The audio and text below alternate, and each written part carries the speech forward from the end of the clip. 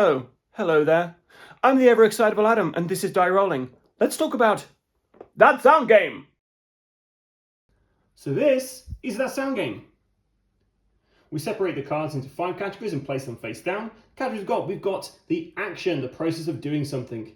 Incident, an instance or something happening, an event or occurrence. Object, a material thing of any size that can be both seen and touched. Nature, naturally forming occurrences including plants, animals and landscapes. And then the P's, people, places and personas. Characters, if you will. You've got to divide into a maximum of 4 teams with at least 2 players on each team. The more people on a team, the more enjoyable that sound game is. Each team gets 4 lifeline cards. We've got the Uncuff Me and the Steal cards. And I'll get to what they do momentarily. Each team also gets a lowdown card. This goes through the categories, tells you how it scores as well. And talks about lifelines and what happens when an A is rolled on the dice. To decide which team goes first, the last person to have received a noise complaint becomes the first Soundmaster. If no one in the group has had a complaint, pick who is the most likely to get one. The game is now ready to start. So how you play? You pick up this dice and you roll it. Pink. You take a card from the corresponding category pile, look at the answer and place it face down. You then start the 1-minute timer and get your team to guess the answer on the card by using sound and movement only. The Soundmaster must have their hands clasped behind their back as soon as the timer starts. One thing to note, it's easier to be the Soundmaster if you're standing up. Now, when you're actually making the noise, only onomatopoeia words that imitate a sound such as oink, bang, squeak, etc. are allowed. No other words are acceptable. This is a sound-based game, so make sound. The Soundmaster may not use onomatopoeia that forms part of the word seen though. For example, if the answer is squeaky wheel, you can't say squeak. The Soundmaster can interact with things, people, but can't indicate towards something that is the word seen on the card. For example, if the answer is toaster, you can't gesture towards a toaster. Now you can only unclasp your hands from behind your back when flipping the next category card or when the Uncuff Me card is in play. If your team successfully guesses the answer, a new card is taken from the category pile. The Soundmaster may pass on a category card at any time. Play continues until the time runs out and then passes to the next team in a clockwise direction. All players in a team must rotate playing the Soundmaster. And during play, cards can be thrown down on the table and then the score can be added up at the end of each round. Do not waste time trying to score during the round. This is a fast-paced game.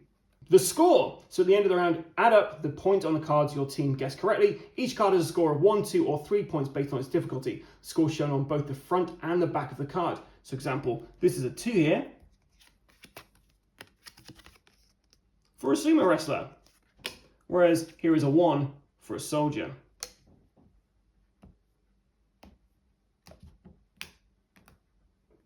And here's a 3 for a zoo. Now, the only other thing to talk about is All In, the dreaded A.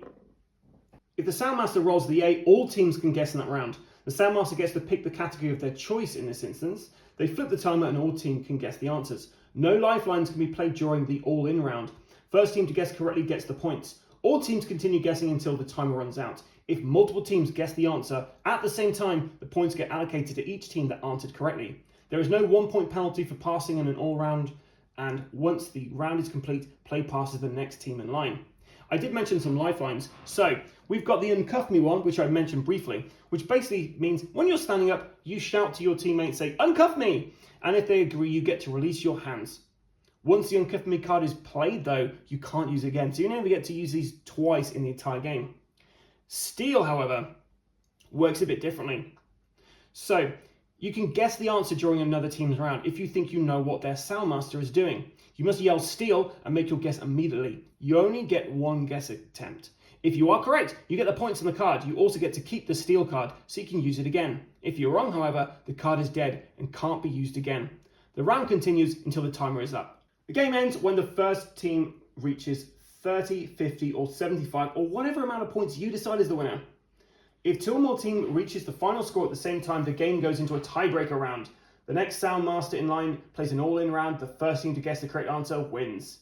So I've chosen one from each of the 5 categories in this, and I'm going to try and do this and see if at home you can guess what these things are. Put them in the comments and I'll let you know how you're getting on. Now, each of these are valued 1 to 3 in points, and I chose cards which are at level 2. So these are kind of like not the easiest, but not the hardest. So, nature. And remember, I can't use my hands.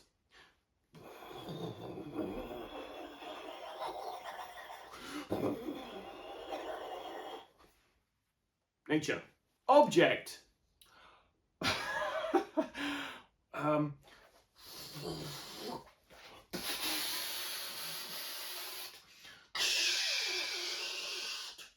Incident.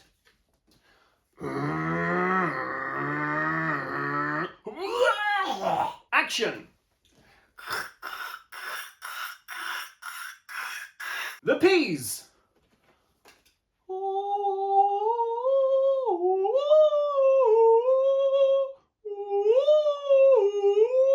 So what do you get inside the box of that sound game? Well, you get a gazillion cards. You get a scorecard. You get a pen to write on there.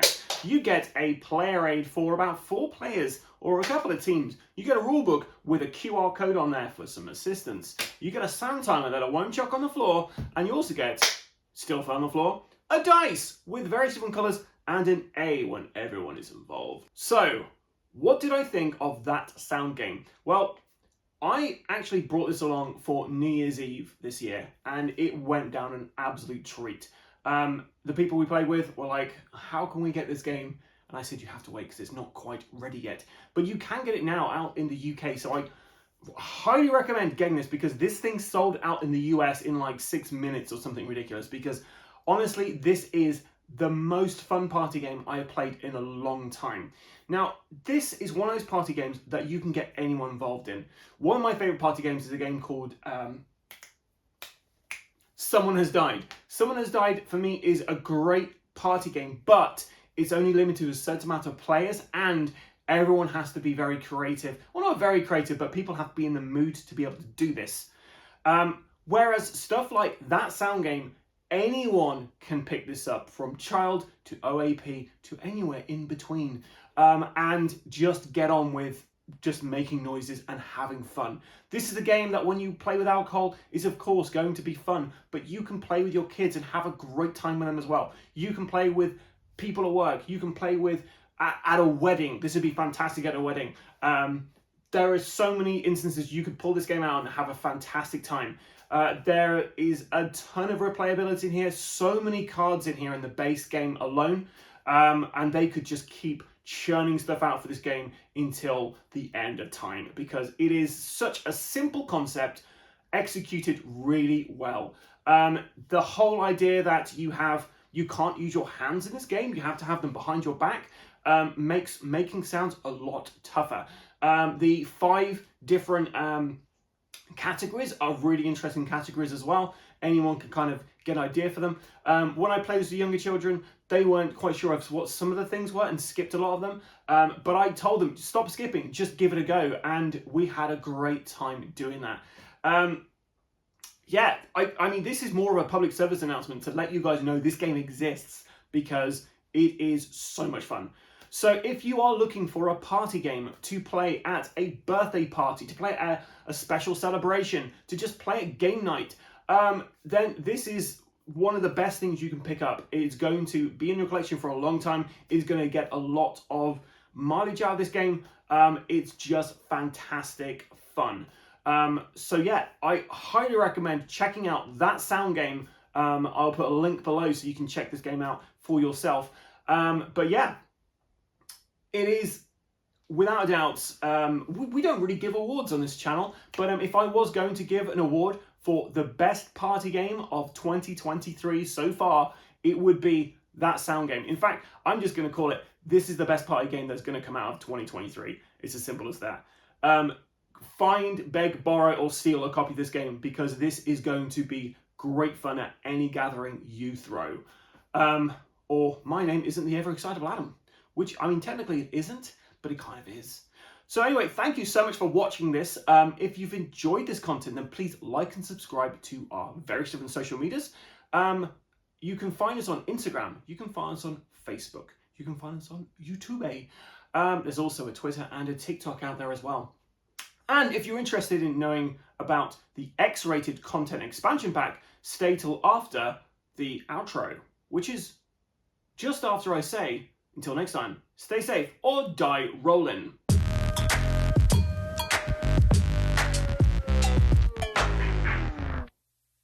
Well, for those of you who stayed, here is the X-rated pack. Now, the X-rated pack, whenever you get a party game or, well, a lot of kind of like social games, they will have a NSFW version, and not suitable for work version.